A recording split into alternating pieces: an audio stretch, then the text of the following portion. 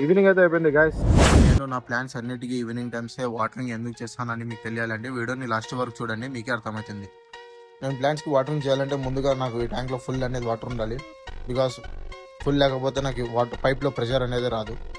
So check చేద్దాం.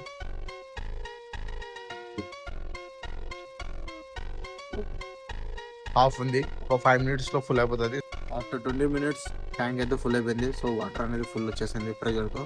So morning times అయితే మనకి సన్లైట్ ఎక్కువ ఉంటుంది. సన్లైట్ ఎక్కువ ఉండడంతో మనకి ప్లాంట్స్ అనేది సన్కి చాలా ఎక్స్పోజ్ అవుతాయి. సో ఎక్స్పోజ్ అవ్వడంతో మనకి సాయిల్ హీట్ ఎక్కినప్పుడు మనం వాటరింగ్ చేసినాం అనుకోండి, రూట్స్ కూడా హీట్ ఎక్కిపోతాయి. సో రూట్స్ బర్న్ కాకోకుండా ఉండడానికి మనం ఈవినింగ్ టైమ్స్ అయితే ప్రిఫర్ చేయాలి వాటరింగ్ కోసం.